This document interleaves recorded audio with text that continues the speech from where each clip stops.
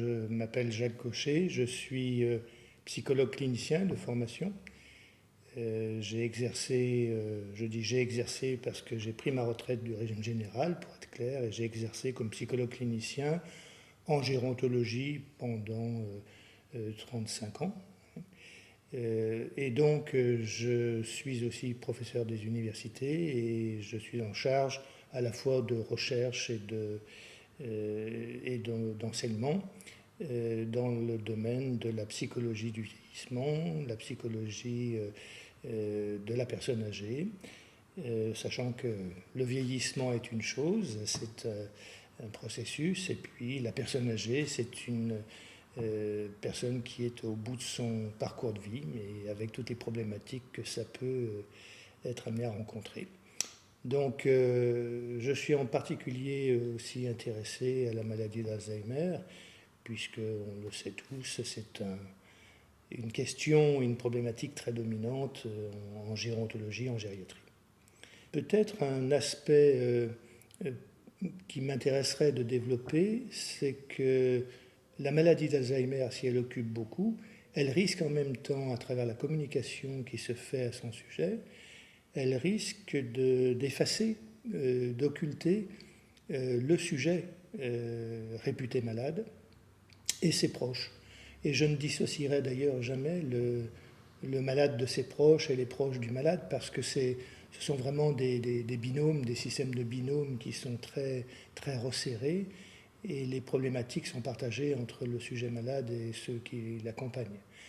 Et du coup, ce qu'on dit peut-être un peu moins souvent, et ça c'est le propos du psychologue, mais c'est que la personne Alzheimer, réputée Alzheimer, est une personne qui va rencontrer des transformations psychiques extrêmement importantes.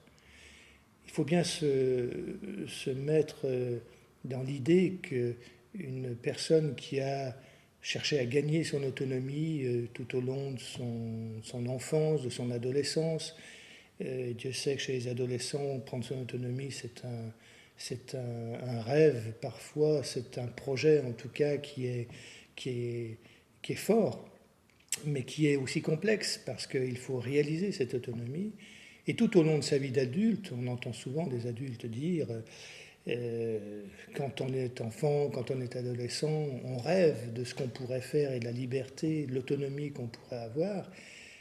Et puis on s'aperçoit que rien n'est totalement acquis et finalement toute la vie adulte on se bat aussi, on consomme beaucoup d'énergie pour acquérir ou conserver son autonomie et revendiquer son autonomie. Or, la personne réputée Alzheimer, c'est une personne qui va rencontrer cette énorme difficulté de la perdre, son autonomie, c'est-à-dire de se retrouver en situation souvent de régression dans une trajectoire de vie, une régression qui n'était pas au rendez-vous, qui n'était pas envisagée, qui n'était pas souhaitée bien sûr, mais qui n'était même pas représentée.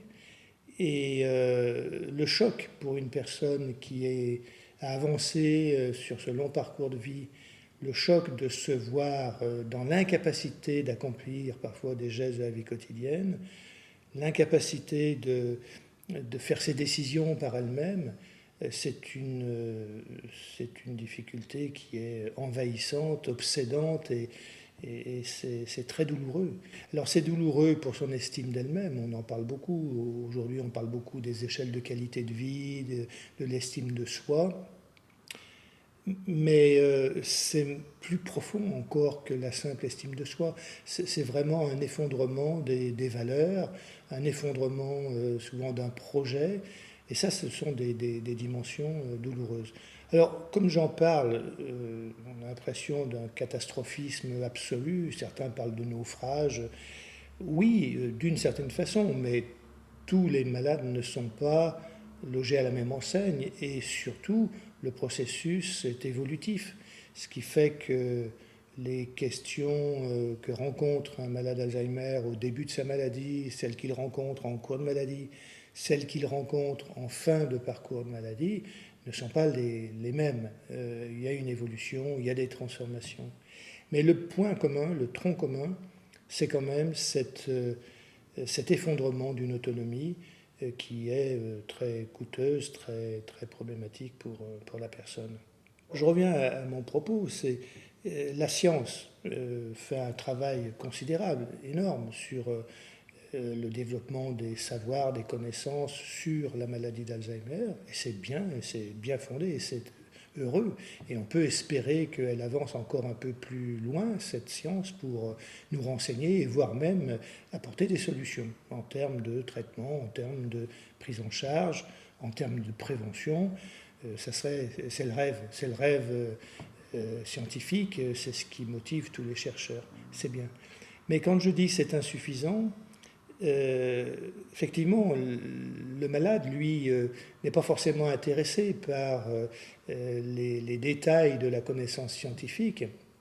Ce qui intéresse le malade, ce qui intéresse ses proches, c'est son devenir. Comment je vais évoluer? Est-ce que je vais devenir comme telle ou telle personne que j'ai rencontrée, qui était réputée être malade, mais qui était plus avancée que je ne le suis dans la maladie?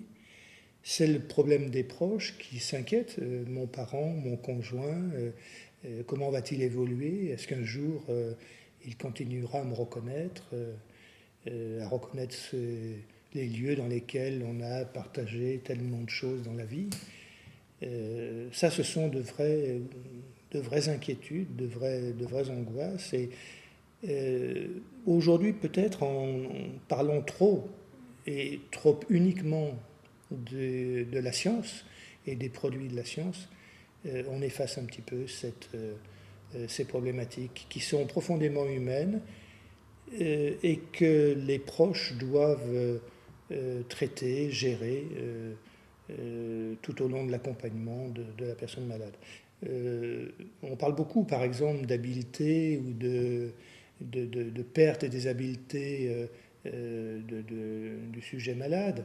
Dans le domaine des gestes de la vie quotidienne, hein, ce qu'on appelle de manière un peu plus scientifique les apraxies, où un malade peut ne plus savoir se conduire à table correctement, tenir une fourchette, un couteau, couper sa viande, pouvoir s'habiller, pouvoir trouver un clavier de piano pour faire quelques notes et peuvent être des situations extrêmement complexes, qui deviennent extrêmement complexes pour le malade et qui le mettent en face d'une incapacité partielle, voire d'une incapacité totale, avec la perte de quelque chose qui pouvait le caractériser.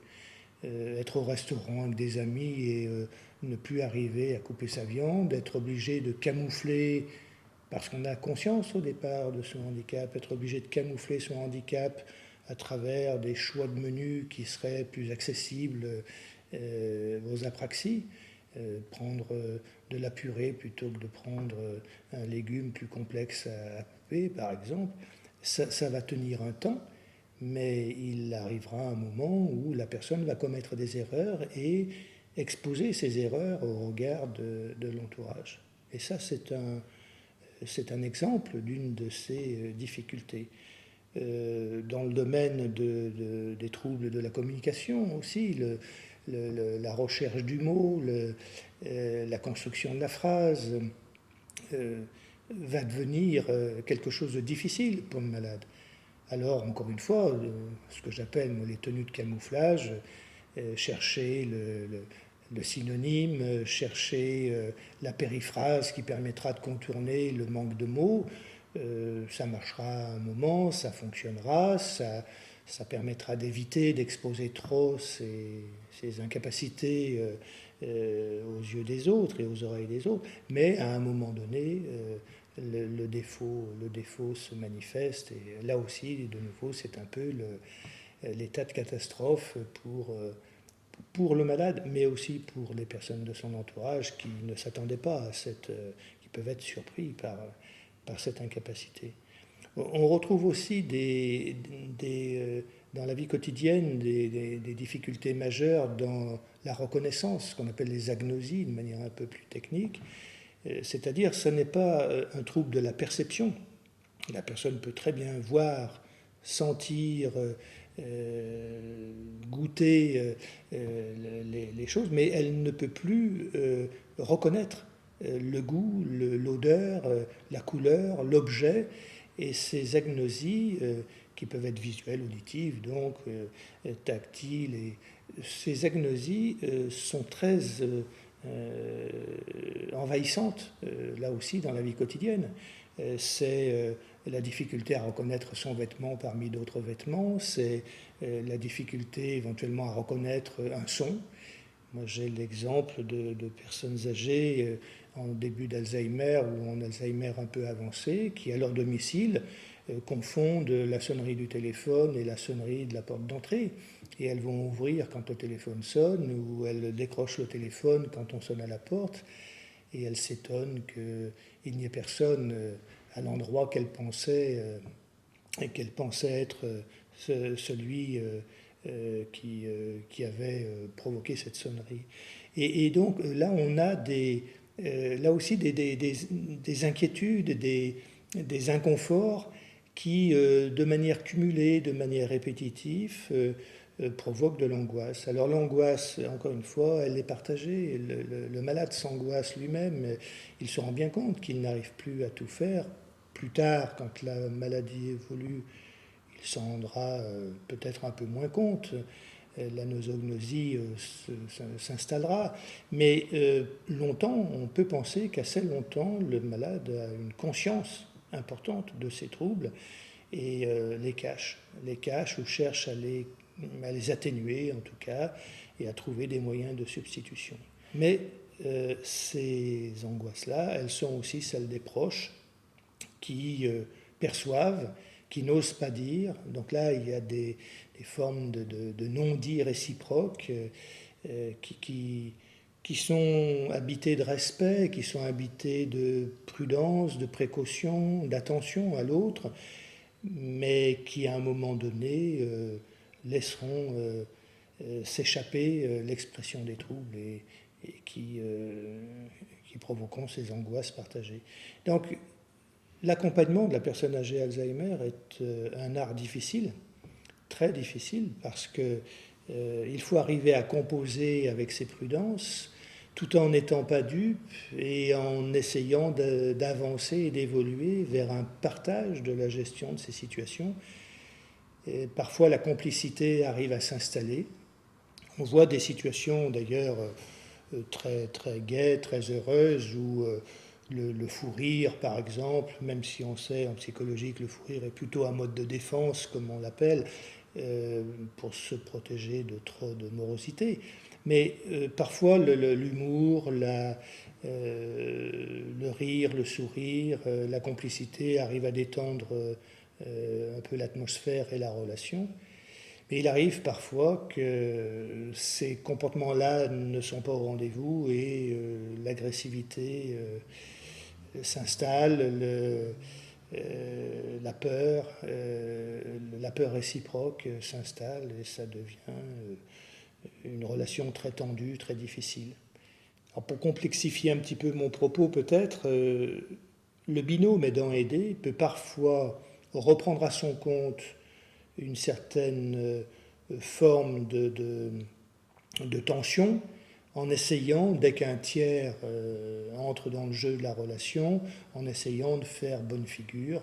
C'est-à-dire ces fameuses tenues de camouflage peuvent être partagées entre l'aidant et l'aidé pour ne pas laisser apparaître un entourage peut-être un peu plus éloigné, un entourage social, ce genre de difficultés. Mais ça va s'accompagner de toute une série de conséquences, en particulier l'appauvrissement du lien social pour les deux, pour le malade, pour son aidant principal. Ça sera un repli sur soi, ça sera parfois un enfermement qui amènera même des négligences dans la gestion de sa santé, des négligences dans l'ouverture au monde, dans l'intérêt porté à ce qui se passe dans le monde. Ce sont des évolutions qui sont souvent très peu perceptibles, très insensibles, mais des évolutions quand même. Et c'est par à-coup que les prises de conscience peuvent se faire.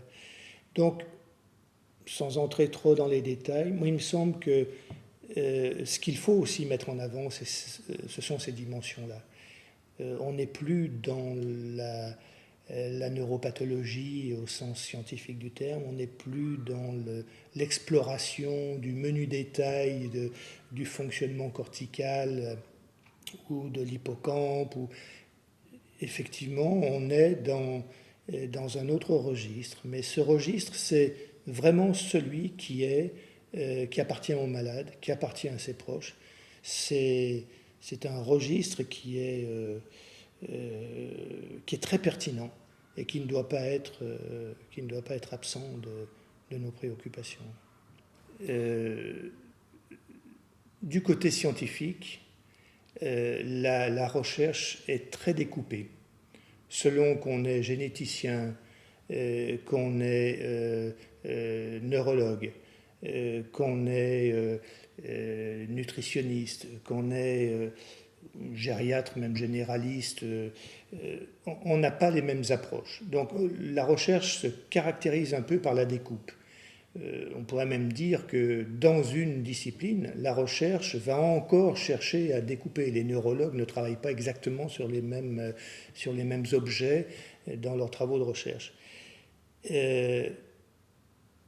La réponse peut-être pourrait être de croiser un peu plus ces approches en matière de recherche. J'ai l'expérience, là c'est du côté universitaire, de co-diriger avec un médecin, professeur de médecine, un laboratoire de recherche universitaire qui est interdisciplinaire. Et depuis 2007 qu'existe ce laboratoire, on s'est livré à un art très difficile, c'est de conduire des recherches interdisciplinaires. C'est très compliqué, là aussi je ne vais pas entrer dans le détail, pour des tas de raisons. Mais ce qui est important, c'est que ces recherches interdisciplinaires nous obligent à articuler nos préoccupations avec les préoccupations d'autres chercheurs. Et ce qui nous a aidés les uns et les autres dans ce laboratoire à avancer de cette manière, c'est parce que nous sommes tous des praticiens dans notre discipline d'appartenance. Nous sommes tous des praticiens et dans la pratique clinique, dans le quotidien de l'accompagnement thérapeutique ou diagnostique ou des malades et en appui sur les relations avec leur famille, on s'est aperçu que c'est la globalité des choses qui comptait, ce n'était pas la découpe. Donc on a un peu comme un divorce, entre guillemets, entre la démarche de recherche, la démarche d'investigation, du coup qui conduit à la démarche diagnostique, à la démarche pronostique, et ainsi de suite. Donc cette démarche scientifique, elle est dans le champ de la découpe, dans l'orientation de la découpe, alors que la clinique, alors que le quotidien sont plutôt dans la globalité. Moi, il me semble que favoriser, encourager l'interdisciplinaire, mais on pourrait dire aussi interinstitutionnel, pouvoir permettre de travailler, on reviendra peut-être sur ces questions un peu plus loin, mais faire travailler dans le rapprochement, dans la rencontre des personnels du domicile, des personnels des institutions médico-sociales, des personnels des institutions hospitalières, serait déjà un bénéfice assez intéressant. Et puis les personnels avec les familles. Je crois que la richesse, par exemple, dans un EHPAD, c'est ce qu'on appelle, nous, la relation triangulaire. Le sujet malade, ses proches et les professionnels. Et c'est dans cette rencontre que l'on perçoit les enjeux du quotidien, qu'on partage aussi ces enjeux du quotidien. Partager, ça ne veut pas dire vivre exactement les mêmes choses, c'est précisément vivre des approches différentes, des lectures différentes, avoir des regards qui sont modifiés et qui peuvent se nourrir réciproquement, se relativiser aussi dans cette réciprocité. Et je pense qu'on a toute une richesse à développer aussi de ce côté-là. Les réponses, elles devraient déjà être du côté d'un certain décloisonnement, d'une ouverture au décloisonnement. J'entends bien par ailleurs que pour être pointu dans la recherche, pour être compétitif aussi dans la recherche, parce qu'il y a une dimension de compétition dans la recherche, il faut être efficace, il faut être rapide, il faut être le premier, mais là on est obligé d'aller, de préciser, d'être sur le détail, mais qu'il y ait quand même, au moins dans la communication de la recherche, cette ouverture sur l'inter. Un autre aspect qui me semblerait intéressant, c'est de travailler beaucoup sur, qu'on soit dans le domaine de la clinique, voire dans le domaine de la recherche, de travailler beaucoup sur le regard porté sur les personnes. Comment on regarde une personne? Comment notre regard change quand la personne est malade? Même dans la compassion, même dans la bienveillance à son sujet, on peut faire des dégâts énormes en ne contrôlant pas, en n'interrogeant pas suffisamment le regard qu'on porte sur elle. Le regard compassionnel peut être meurtrier. La personne peut ne pas supporter d'être regardée de cette manière.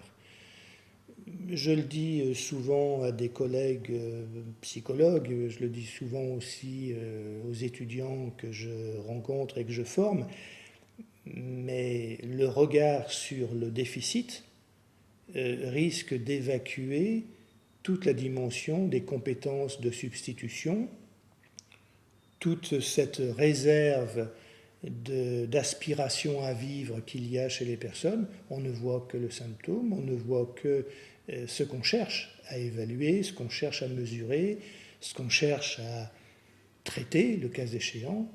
Et je pense que là, il y a de gros efforts à poursuivre de manière à ce que l'accompagnement de ces personnes s'inspire voilà, de ces changements de regard. Il y a eu une expérience qui est ancienne, on parle d'art-thérapie depuis pas très longtemps, mais dans les années 80, 88 ou quelque chose de cet ordre, à l'hôpital Charles-Foix à Paris, un psychologue, un certain René Laforesterie, avait invité des peintres à entrer dans l'hôpital gériatrique, à s'installer, à installer leur atelier de peinture. Et le cadre s'y prêtait parfaitement. C'était un cadre assez convoité par les peintres ou apprentis peintres. La consigne pour eux, c'était de savoir accepter la présence de personnes Alzheimer. Ils n'avaient pas de mission particulière, simplement les accepter.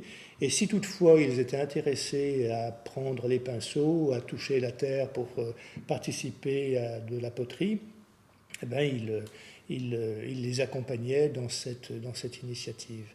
Et ce qui a été remarquable, c'est que toutes les personnes n'ont pas développé des créations artistiques merveilleuses et impressionnantes, mais il y a eu émergence quand même de réalisations qui n'auraient jamais été attendues de la part de ces personnes. Et même leurs proches ne leur connaissaient pas ces dons, ces capacités.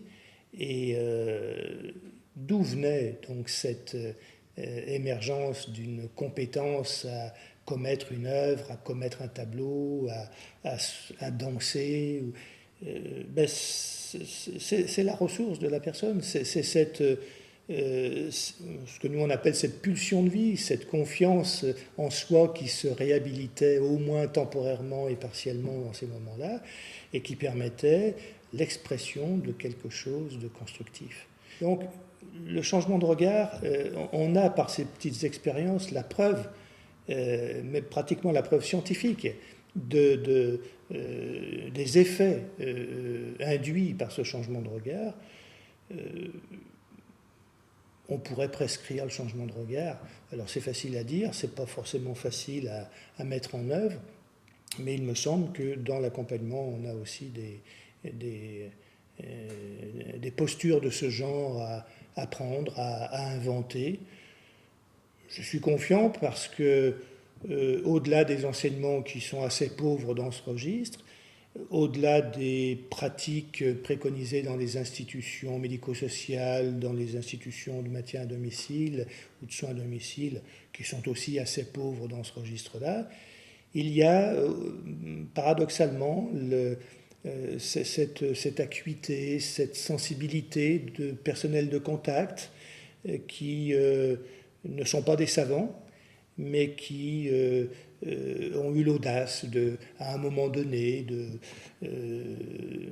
d'oser donner l'occasion à une personne âgée, à une personne malade, de s'exprimer sur un mode de ce style, la danse, la peinture, la musique, et qui a pu constater, d'une part, les possibilités, les capacités de la personne, et qui a pu aussi le faire savoir à un entourage familial, à un entourage institutionnel un peu plus conséquent.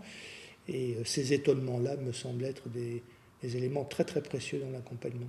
Alors je ne sais pas si ça répond à la logique de la prise en charge et du soin et de l'accompagnement des personnes Alzheimer de manière suffisante, mais il me semble que ces orientations-là sont aussi importantes, elles ne sont pas dans le même registre, mais aussi importantes que les grandes découvertes.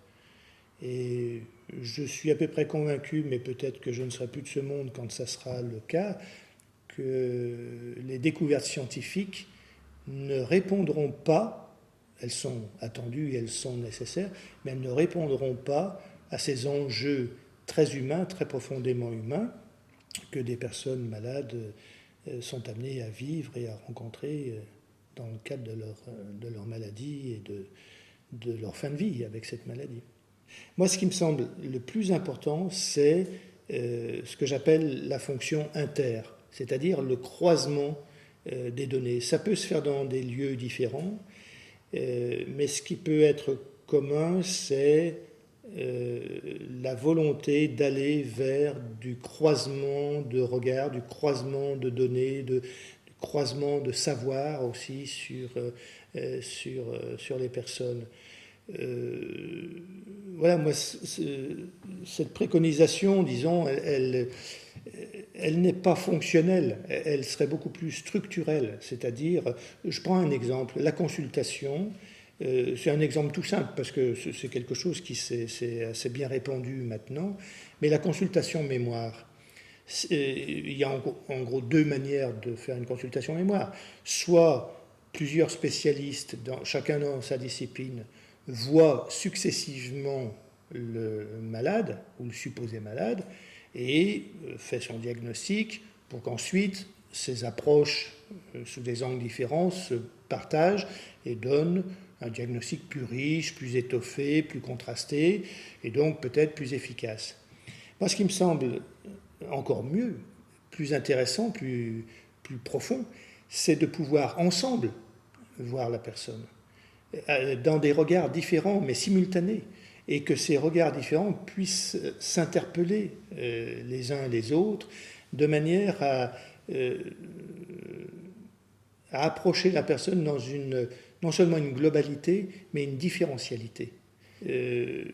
Ça m'est arrivé à plusieurs reprises, par exemple, dans des consultations gérontologiques, avec un personnel soignant, présent, un médecin, une assistante sociale, un psychologue, un cadre de santé, en général c'était le cas.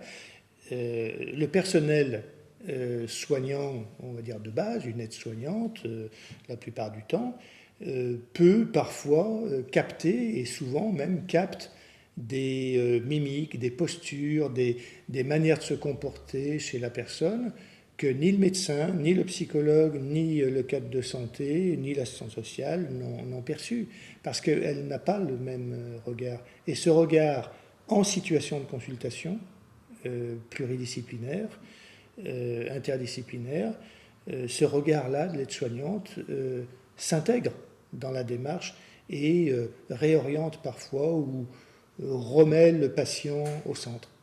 Il m'est souvent arrivé aussi de constater que c'est l'aide-soignante ou le membre de la famille qui peut replacer le patient au centre de la consultation parce qu'à un moment donné, les spécialistes se sont échappés du patient. C'est-à-dire que finalement, ils tournent en rond sur ce qu'ils ont observé, sur la vérification de leurs hypothèses, bon, c'est vrai que dans l'approche diagnostique, il faut bien faire des hypothèses et puis voir si elles se vérifient, mais on en arrive parfois à oublier le patient. Un de mes amis et collègues, Louis Ploton, qui est psychiatre et professeur émérite de gérontologie, dit: le patient Alzheimer, on parle beaucoup de lui, mais on ne lui parle pas souvent. Dans les consultations, c'est souvent le cas. Moi, j'ai vu de nombreuses consultations où le patient était là, mais absent de la relation. Et le personnel de base, le non-scientifique, on va dire, ou le non-professionnel, le membre de la famille, peut réhabiliter sa présence et peut aider à réhabiliter sa présence. Tous les patients n'ont pas l'art de faire effraction dans cette espèce de consortium professionnel en cherchant à se lever pour partir ou en commettant un acte qui finalement brise un petit peu la situation et puis rappelle qu'il est quand même là pour et qu'on n'oublie pas. Certains s'effacent et puis tout le long de la consultation ils se sont sentis étrangers à ce qui se passait. Et ce n'est pas la maladie qui les conduit à ça, contrairement à ce qu'on dit souvent. Ce sont nos comportements qui conduisent la personne à se sentir étrangère à ce qui se passe à son sujet. Donc voilà, moi il me semble que plus que de créer des dispositifs complexes qui simplifieraient apparemment les choses, les circuits, il me semble que c'est quand même de rester avec cette préoccupation de considérer le patient au cœur du dispositif. Alors tout le monde est d'accord avec ce propos et avec ce point de vue, mais c'est difficile de le mettre en musique. C'est difficile, on se laisse vite embarquer par les exigences de notre métier, de notre discipline, de l'aboutissement à un diagnostic, à percer l'énigme et savoir quelle est vraiment sa situation de santé, sa situation cognitive, sa situation d'autonomie. Voilà.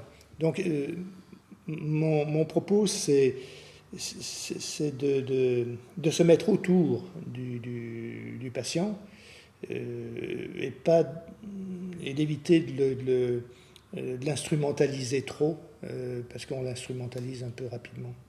Disons que l'avantage majeur du staff très différencié et je dirais élargi, c'est précisément de pouvoir mettre en mouvement un ensemble qui n'est pas centré que sur la connaissance scientifique et que sur ce qu'on appelle officiellement les diagnostics ou les prescriptions thérapeutiques, mais que la vie du quotidien, que les traits de personnalité du sujet malade, que son histoire, sa sensibilité, ses modes relationnels soient aussi intégrés dans la préoccupation qu'on peut avoir à son sujet en tant que professionnel ou en tant que proche. Et ce partage différentiel, si je peux le nommer de cette manière, peut nous donner la garantie qu'on est en relation et en lien avec lui. On ne s'échappe pas de lui, on ne l'efface pas. Et c'est vrai que les personnels de terrain, les personnels de contact sont extrêmement précieux dans ces moments-là. On se pose aussi dans les consultations mémoire beaucoup de questions sur est-ce que le proche familial doit être présent ou pas. Moi, je pense qu'il faut que le proche soit présent. Ils se connaissent bien, en général, ils ont partagé, ils continuent à partager beaucoup de choses. Donc, ça me semble tout à fait naturel que le proche soit là. Ce dont il faut se protéger, c'est que le proche ait pris une habitude, on pourrait même dire, un peu vicieuse, au sens d'un détournement de la relation d'origine, en prenant l'ascendant par précaution, c'est jamais ou très peu souvent malveillant, mais que le proche ne prenne pas trop l'ascendant sur la personne malade en répondant à sa place, par exemple. Ça peut être notre rôle de chaque fois renvoyer la question au sujet malade pour savoir s'il a quelque chose à dire. Et parce qu'il a certainement des choses à dire. Euh, voilà, moi il me semble que cette pluralité de présence simultanée, même si on n'est pas très nombreux, mais qu'en tout cas il y ait vraiment des présences contrastées dans ces moments-là, ça peut donner quelques garanties que le sujet malade reste au centre de nos préoccupations. Quand on parle d'Alzheimer, aujourd'hui on parle beaucoup, c'est un peu à la mode et c'est légitime, d'Alzheimer jeune. Il y a un avantage, effectivement, certainement lié aux découvertes scientifiques, c'est de pouvoir s'intéresser aux risques liés à la maladie le plus tôt possible. Et quand on voit des malades jeunes, ça nous fait dire qu'effectivement, on n'attend pas toujours 85 ou 90 ans pour se trouver dans une situation de maladie d'Alzheimer. Quand on voit ces personnes s'affichent un peu dans les médias, mais des personnes de 38 ans, 45 ans, qui présentent officiellement, en tout cas, moi je n'ai pas leur diagnostic, mais qui présentent officiellement une maladie d'Alzheimer, ça interroge beaucoup. Ceci étant dit, la grande population qui est réputée Alzheimer, ce sont des gens très âgés. Ce sont des gens âgés, en tout cas. Ce sont des gens qui ont 80, 85, 90 ans et plus parfois. Du coup, ce sont des personnes, et on l'oublie un peu, qui sont âgées et qui ont des caractéristiques aussi de personnes âgées. Or, pour moi, une personne âgée, c'est une personne qui est, je dirais, foncièrement rapportée à sa mort. Chacun d'entre nous, à tout âge, peut-être moins les tout petits enfants, mais peut rencontrer la question de la mort, à l'occasion de la mort d'un proche, à l'occasion d'un accident, à l'occasion d'une maladie grave. On est tous, au cours de notre vie, interpellés par la mort. Mais pour le plus jeune, pour l'actif, pour le jeune adulte, l'adulte d'âge mûr, moyen, on va dire, la mort a souvent un statut accidentel. Et on lui oppose des mesures de précaution, on lui oppose une hygiène de vie, on lui oppose des traitements, des réglementations et tout ce qu'on voudra. Enfin, toutes nos organisations sociales ont une réponse par rapport à la mort. La mort accidentelle sur les routes, par exemple, on diminue les vitesses, on met des signalisations, on aménage les routes, on a des réponses. La médecine apporte des réponses. Mais quand on est âgé, qu'on n'est pas malade, on va mourir. D'ailleurs, quand on est jeune aussi, mais c'est plus loin. Et pour une personne âgée, c'est une préoccupation souvent du quotidien. Quand elle se lève le matin, elle se dit est-ce que je finirai la journée? Quand elle se couche le soir, elle n'est pas sûre de se réveiller le lendemain. Ça arrive à n'importe qui d'avoir ce type de préoccupation dans certains moments un peu particuliers. On est dépressif, un suicidant, et il a déjà tenté de se suicider, il peut être habité par ces préoccupations, par ces angoisses-là. Une personne âgée, je dirais structurellement, intrinsèquement, elle est préoccupée par la mort. Et elle intègre cette perspective de mourir. Elle l'intègre dans sa vie quotidienne. Elle l'intègre mentalement, elle l'intègre psychiquement. Et ça a un effet. Des psychanalystes comme Claude Ballier à Paris, au centre du 13e arrondissement, dans les années 70-80, Gérard Le Gouès, Daniel Quinodoz et bien d'autres. Et moi-même, dans mes travaux, j'ai aussi été souvent attaché à ces problématiques-là. On s'aperçoit que la personne âgée va transformer quelque chose d'elle. L'avenir n'est plus certain, elle va le regarder autrement, cet avenir. Ce sera un avenir un peu plus angoissant, un peu moins beau, Vous savez, quand on est plus jeune, souvent on loge toutes nos solutions dans le futur. Hein. Comme on dit, après la pluie, le beau temps. Avec le temps, les choses vont s'arranger. Le futur est souvent le lieu où l'on dépose ses valeurs. Hein. On a du mal à vivre maintenant, mais ça ira mieux après, et on l'espère, en tout cas on y aspire. Quand on est vieux, on ne peut plus dire ça, parce que le futur, c'est la mort. Donc les valeurs, elles vont être renvoyées dans le passé. Et c'est ce qui explique souvent que bien des personnes âgées ont tendance à glorifier leur passé, même s'il n'a pas été toujours très heureux. Elles ne sont pas dans le déni des belles choses, des mauvaises choses du passé. Elles savent bien qu'il y a eu des passages qui ont été difficiles, mais elles ont un art de pouvoir regarder parfois un peu autrement, et même des périodes traumatiques, difficiles, elles ont au moins le sentiment d'y avoir survécu. Et du coup, ce passé, il est beaucoup plus glorieux au fur et à mesure qu'on avance en âge. Ça a le don parfois d'agacer les plus jeunes qui ne comprennent pas la chose puisqu'ils ne sont pas dans la même position. Donc il y a un peu des rencontres énigmatiques entre des plus jeunes et des plus âgés. Alors j'en reviens aux Alzheimer, mais une personne Alzheimer, c'est une personne qui est souvent âgée. Donc elle n'est pas exclue de ces enjeux problématiques que je viens de brosser un peu sommairement. Donc elle est confrontée aussi à sa finitude, elle est confrontée à sa mort, elle est confrontée à ses angoisses éventuellement de ne pas se réveiller le lendemain matin, et simplement elle est en difficulté pour élaborer, pour faire ce travail de renvoi sur le passé. Et Dieu sait qu'elle essaye.